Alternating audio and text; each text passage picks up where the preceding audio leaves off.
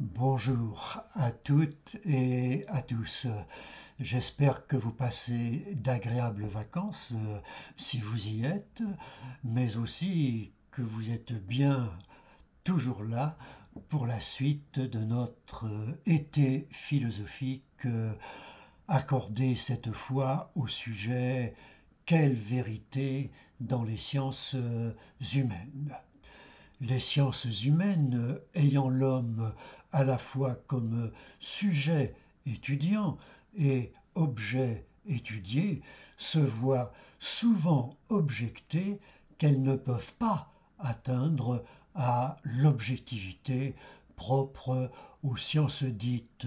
exactes de la nature, physique, chimie, biologie,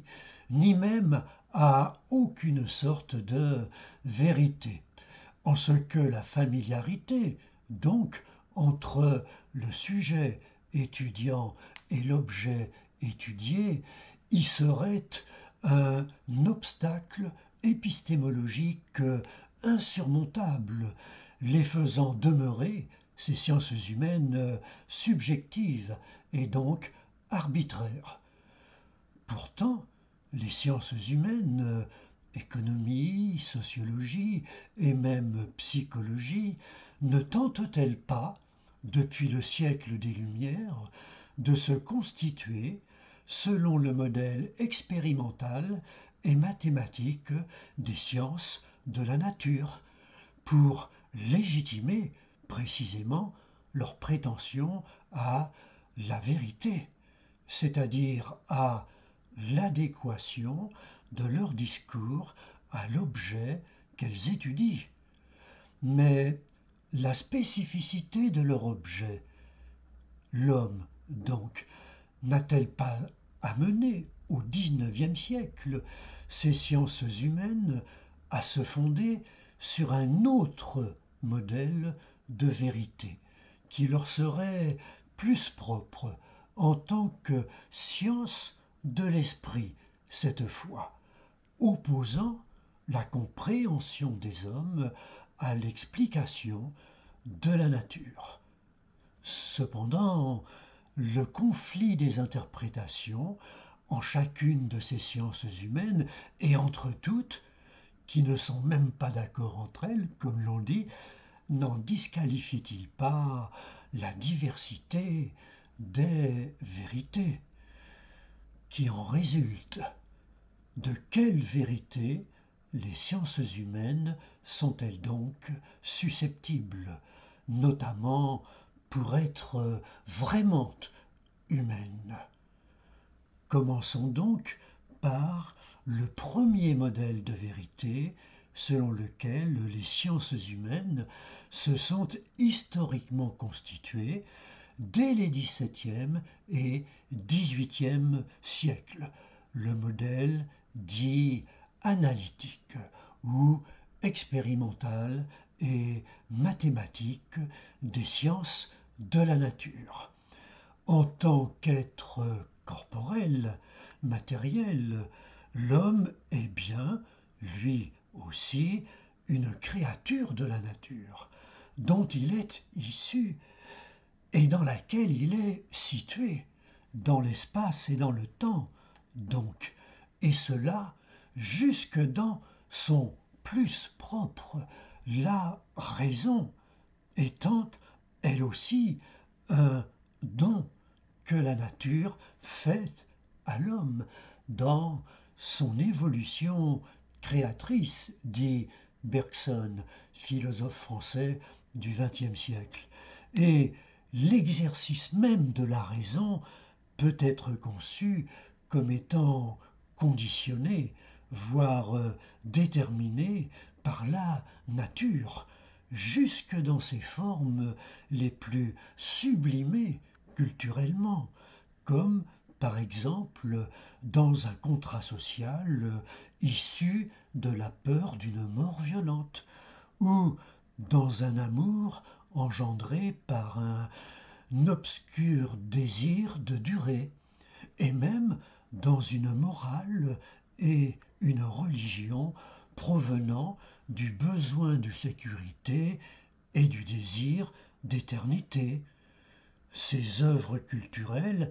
étant alors pathologiquement extorquées, dit Kant, philosophe allemand du XVIIIe siècle, c'est-à-dire soutirées de force à la raison, le logos, par la sensibilité, le pathos. Ce mode d'être ontologique n'autorise-t-il pas alors que l'homme fasse, lui aussi, l'objet de sciences élaborées selon le modèle de vérité analytique, expérimentale et mathématique des sciences de la nature? En effet, en référence à ce modèle analytique, les sciences humaines se sont progressivement constituées comme une physique sociale. La sociologie étant alors la science emblématique dont l'objet, les faits sociaux, doit être traité comme une chose objectivable, selon Émile Durkheim, philosophe et sociologue français, fin XIXe, début XXe siècle, c'est-à-dire comme une chose idéalisable et même mathématisable et donc explicable, selon une distanciation méthodique pratiquée par le sujet étudiant, en rupture donc avec l'expérience vécue ou l'intériorité psychique de l'objet étudié, tout comme du sujet étudiant, puisque cette expérience vécue est alors jugée illusoire, car trop familière précisément, et donc désormais conçue comme obstacle épistémologique à la recherche de la vérité, entendue comme adéquation du discours scientifique à la chose ou à l'objet qu'il étudie. En guise d'illustration, on peut se référer aux sciences sociales et politiques de Machiavel et Hobbes jusqu'à Durkheim, donc, puis Foucault et Bourdieu notamment, mais se référer aussi aux sciences psychologiques de Locke et Hume jusqu'aux sciences cognitives d'aujourd'hui, pour qui l'esprit qui pense n'est qu'un cerveau qui calcule. La psychologie elle-même doit donc se constituer comme une physique psychologique, en prenant pour objet des faits empiriques, constatables, observables et si possible mesurables, comme les comportements visibles des hommes, pour les expliquer, ces faits, comme étant les effets de causes qui sont d'autres faits du même ordre de réalité, psychologique ici, et non plus d'ordre moral, voire religieux, comme dans l'antique et classique psychologie métaphysique. Et cela afin d'acquérir sur ces faits une influence technique susceptible de les maîtriser, notamment dans le cadre d'un traitement psychothérapeutique visant à soulager, voire guérir le patient de ses troubles psychiques, pour le réadapter aux conditions de vie de son milieu d'appartenance naturelle et d'existence culturelle. Ce pourquoi Jürgen Habermas, philosophe allemand contemporain, dans Logique des sciences sociales, qualifie ce modèle scientifique de empirico-analytique. Empirique dans son objet, des faits constatables, observables, et analytique dans sa démarche, analysant, décomposant ces faits en facteurs, variables, paramètres, pour ensuite les recomposer selon leur relation de cause à effet. Cela fut effectivement le processus de constitution historique des deux plus grands courants de la psychologie empirique moderne et contemporaine, la psychologie expérimentale et comportementale, fin du XIXe, début du XXe siècle, comme le behaviorisme selon Watson, et la psychanalyse elle-même, chez Freud, fin XIXe, début XXe siècle, toutes les deux dans et par une rupture radicale avec la philosophie spéculative des facultés de l'âme, puis introspective des états de conscience, et cela jusqu'aux sciences structurales contemporaines pour qui l'homme qui pense, parle et agit est en fait pensé, parlé et agi à son insu par des structures biologiques, psychologiques, sociologiques, linguistiques et symboliques, structures inconscientes mais agissantes dont l'homme ignore le plus souvent jusqu'à l'existence même, alors qu'elle conditionne et même détermine ses structures jusqu'à ses propres pensées et actions, comme par exemple le système sémantique et syntaxique de la langue française qui, en ce moment même, précède et règle cette parole, qui ne serait donc pas mienne, comme je le crois naïvement, mais anonyme et collective, et non pas libre, mais contrainte. Soit, mais peut-on réduire ainsi l'être de l'homme selon le seul matérialisme mécaniste des stimuli-réponses et ou des pulsions et refoulements inconscients? Peut-on aussi réduire la connaissance, surtout dans les sciences de l'homme et surtout en psychologie, à la seule analyse physicaliste, expérimentale et mentale, pour calculer par exemple le quotient intellectuel, le fameux QI, comme le fait Alfred Binet, psychologue français, fin XIXe, début XXe siècle. Et dans le domaine pratique de l'action, ce modèle analytique n'est-il pas motivé par un intérêt technique pour la puissance, comme le met bien en évidence encore Jürgen Habermas dans Connaissance et intérêt, cette fois, et qui, en prétendant cette science analytique à une maîtrise potentiellement totale de la culture comme de la nature, travaille à une civilisation mécanique qui pourrait bien accroître, voire produire les pathologies individuelles et collectives qu'elle déclare pourtant vouloir soigner et même éradiquer. Comme cela apparaît dans l'actuel devenir monde de la cybernétique mathématique, de laquelle participe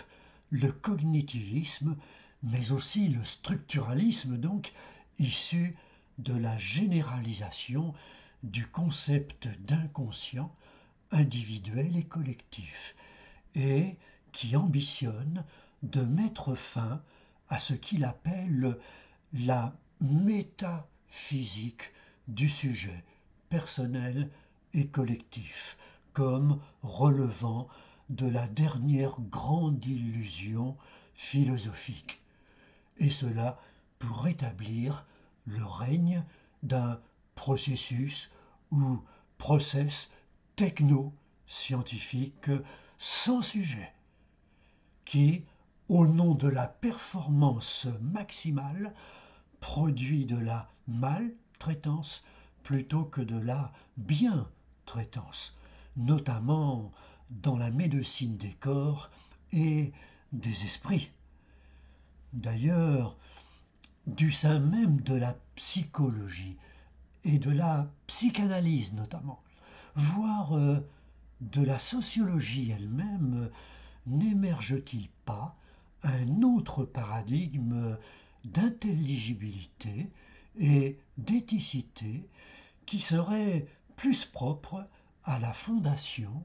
de sciences de l'homme vraiment humaines? Venons-en donc au deuxième modèle épistémologique ou de vérité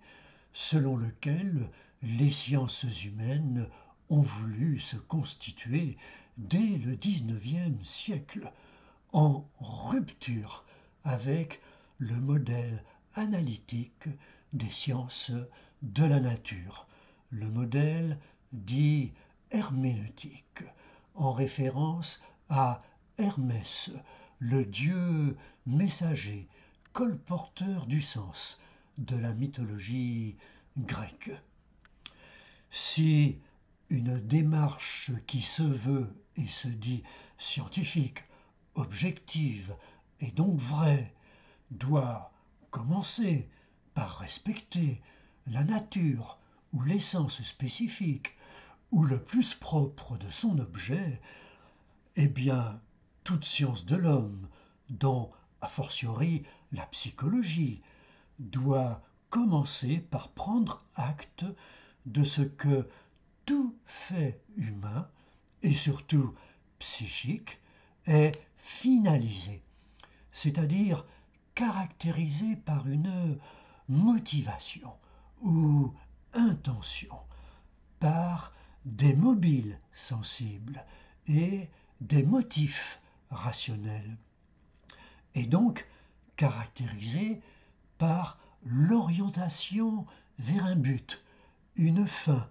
ou encore par un sens ou une signification qui habite l'esprit de l'homme. La conscience immédiate que l'homme a de ce qu'il pense, dit et fait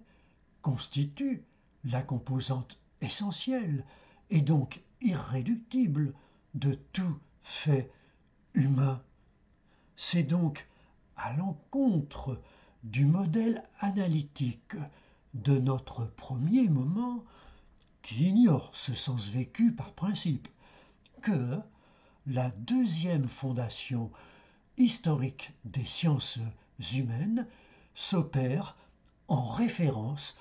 à un modèle épistémologique de type herméneutique, c'est-à-dire soucieux de sens, donc, et issu du romantisme, pour qui le tout de l'être humain, notamment, est structuré comme un langage dont la vérité apparaît sur le mode d'un dévoilement sentimental de l'objet étudié au sujet étudiant. Le sens de l'être toujours déjà là, se révélant alors à un homme qui est et demeure pris dans son monde culturel vécu, et dont la parole individuelle,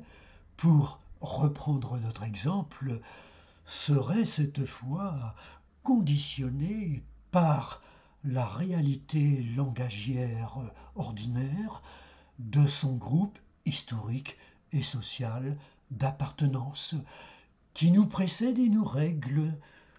comme par exemple le dialogue que nous sommes ensemble, dit Gadamer, philosophe allemand contemporain. C'est bien une telle compréhension du monde et de l'homme qui s'élabore chez des penseurs comme Vico et Herder dès le XVIIIe siècle, puis Schleiermacher, début XIXe, et surtout Dilthey, fin XIXe siècle, et jusqu'à Heidegger, Arendt et Gadamer,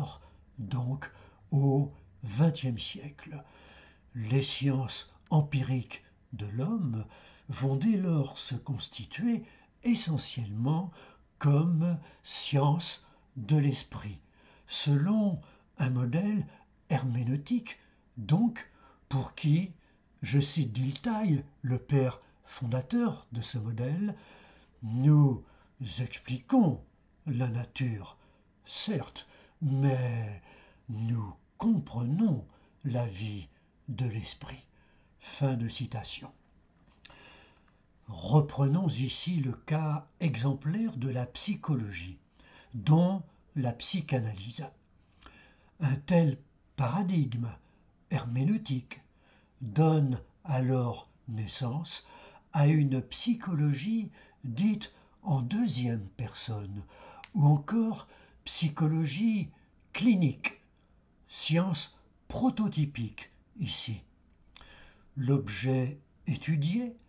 est alors non plus conçu comme chose, mais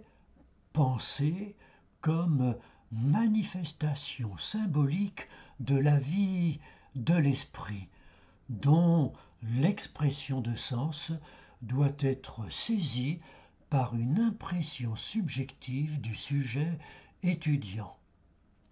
Cette compréhension restaurant alors les droits de l'expérience vécue, aussi bien par l'objet étudié, qui est un autre sujet, en fait, ici, surtout en psychologie, un tu, deuxième personne du singulier, que par le sujet étudiant, aussi le je. Le sens patent, manifeste d'un rêve, par exemple, est alors lui-même renvoyé à un sens latent, caché, selon une interprétation des symptômes du patient en termes de signes, c'est-à-dire en tant que signifiant physique de signifié psychique, constitué par les représentations et désirs plus ou moins inconscients propres à la personne souffrante. Et cela pour restituer le fil de l'histoire vécue du patient devenu malade, de l'avoir précisément oublié, voire perdu,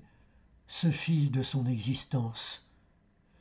La cure ou traitement thérapeutique accorde alors une importance particulière à la fonction symbolique langagière, surtout sur le mode de la communication signalétique, de la demande de sens et de reconnaissance de la personne singulière du patient, qui est ainsi prise au sérieux, ce qui serait susceptible de la reconduire de sa souffrance actuelle à la jouissance de sa propre existence, en la replongeant notamment dans un bain langagier ou jeu de langage, dit Wittgenstein, philosophe autrichien du XXe siècle, jeu de langage à nouveau partagé avec autrui, en vue d'une reconnaissance mutuelle et égale. Ce pourquoi Jürgen Habermas qualifie ce modèle de historico-herméneutique, c'est-à-dire qui considère le déroulement dans le temps des faits étudiés et cela dans le souci d'en découvrir et restituer le sens, et dont l'intérêt pratique, cette fois, est donc de satisfaire au désir de reconnaissance de l'objet sujet étudié, en lui permettant de participer à un sens commun retrouvé. Soit, mais ce modèle historico-herméneutique ne réduirait-il pas, lui aussi, et à sa façon, l'existence et la connaissance humaine? En effet, peut-on réduire la connaissance du monde et surtout de l'homme à la compréhension sentimentale ou même à l'interprétation plus ou moins rationnelle d'un sens déjà là chez l'homme et qui, pour l'essentiel, lui proviendrait de l'extérieur, de son groupe culturel d'appartenance, comme sa saga familiale, la mentalité de sa communauté, sa tradition historique, ou encore l'esprit de son peuple, tous chers au romantisme. La saisie d'un sens, surtout s'il est latent et a fortiori inconscient, peut-il s'égaler à la découverte d'une vérité qui, elle, doit témoigner d'une évidence partageable par tous, les chercheurs, les thérapeutes comme les patients par exemple, et même leurs accompagnants familiaux et amicaux, alors que la psychologie herméneutique ou clinique semble bien donner lieu à un irréductible conflit des interprétations ou de prétention à des vérités plurielles qui s'entrechoquent, ce qui, sur le plan pratique, peut enfin déboucher ou faire déboucher la promesse généreuse de la civilisation esthético-herméneutique, de l'épanouissement de chacun par la participation vitale de tous les communicants à un sens de nouveau partagé, eh bien, cette généreuse promesse ne peut-elle pas déboucher, au contraire, sur un affrontement des sens vécus, alimentant la guerre de tous contre tous, le désir de reconnaissance égale, risquant à tout moment de devenir passion inextinguible pour une reconnaissance inégale, comme on le voit partout aujourd'hui dans les revendications victimaires concurrentes, qu'elles soient individuelles ou collectives. Mais alors, est-il encore possible d'éviter un tel devenir-monde obscurcissant et aliénant en matière de recherche théorique et d'application pratique de la vérité dans le champ des sciences de l'homme, pour qu'elle soit vraiment humaine? Venons-en donc en un troisième et dernier temps au modèle épistémologique et pratique dit critique, qui vise à intégrer et dépasser les modèles analytiques et herméneutiques, et non pas à les dépasser, supprimer, mais afin de réinscrire à nouveau frais des sciences vraiment humaines dans le double projet philosophique de la sagesse personnelle et de la justice collective. Ne faut-il pas, en effet et enfin, reconnaître que pour élaborer la connaissance la plus complète et la plus cohérente possible de l'homme, ou encore la plus objective et donc vraie, il est nécessaire de faire droit tout d'abord, à sa dimension naturelle,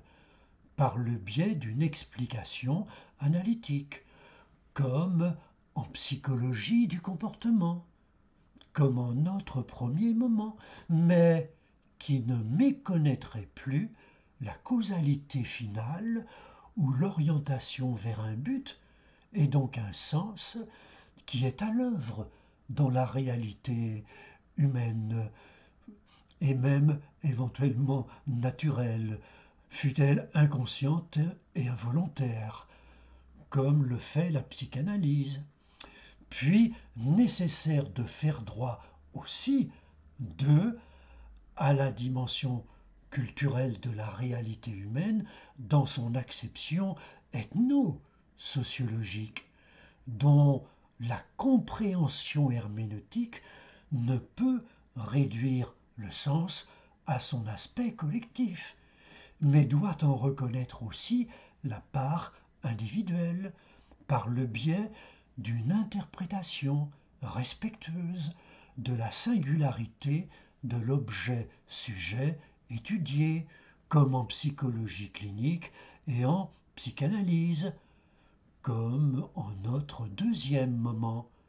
mais nécessaire de faire droit aussi et surtout, enfin, 3, à la dimension de la culture entendue au sens éthico-politique, par la médiation cette fois d'une réflexion critique qui mette en évidence que la réalité humaine est tendue vers des idées universelles de la vérité, du bien et du beau, qui constituent autant d'horizons normatifs consciemment représentés et volontairement choisis et pratiqués par liberté, et qui permettent ainsi à l'homme de thématiser, c'est-à-dire nommer, de problématiser, c'est-à-dire questionner, de examiner, peser le pour et le contre, et enfin de juger, évaluer ses propres attachements naturels et culturels, soit pour mieux les faire siens, en toute connaissance de cause, et donc librement, cette fois, soit pour s'en écarter, voire s'en arracher pour en choisir d'autres, tout aussi librement, en sachant maintenant pourquoi et comment. Ce pourquoi, ce troisième modèle épistémologique peut être dit idéo-critique, puisqu'il se réfère à des idées universelles régulatrices d'une connaissance et d'une action émancipatrice, sur lesquelles insiste constamment Habermas notamment. Mais ne faut-il pas, pour cela, que le sujet, étudiant, psychologue, sociologue, linguiste ou autre, se veuille et se sache investi de la responsabilité de permettre au sujet étudié de se réapproprier les résultats ou la vérité ainsi obtenue, pour proposer au sujet étudié un savoir sur soi théoriquement éclairant, qui lui confère alors un pouvoir sur soi et sa situation pratiquement émancipateur. La capacité effective donc de se libérer de ce qui le dominait auparavant, comme le déterminisme naturel en notre premier moment, ou le fatalisme culturel en notre deuxième moment, puisque l'homme lui-même ne devient un objet à étudier que dans le cadre du projet qu'il fait de s'accomplir au mieux en tant que sujet, pour que, et là je cite Freud lui-même, pour que là où le ça inconscient était, le je conscient advienne. Fin de citation. Notamment pour que chacun et tous puissent devenir potentiellement les véritables sujets, auteurs ou agents de leur acte de parole, pour en finir avec notre exemple, en se réappropriant toujours plus et mieux la structure de la langue qu'ils parlent, ainsi que les motivations psychologiques, tout comme le contexte langagier de leur expression parolière. Ces sciences humaines que l'on peut dire alors critiques et autocritiques, qui intègrent et dépassent alors les sciences de l'homme empirico-analytiques et historico-herméneutiques, eh bien, reconduisent donc aussi bien l'objet-sujet étudié que le sujet étudiant lui-même à l'expérience de la réflexion et de l'autoréflexion, comme Habermas y appelle, notamment en référence à Husserl, philosophe allemand du XXe siècle, mais reconduisent aussi chacun et tous à l'expérience de l'action délibérée et donc éclairée et émancipée, œuvrant ainsi à une subjectivation de haut rang, comme y appelle Ricoeur, philosophe français contemporain, pour chacun et donc tous, ainsi réinscrit, mais de façon plus lucide et responsable, dans le double projet philosophique de la sagesse personnelle et de la justice collective,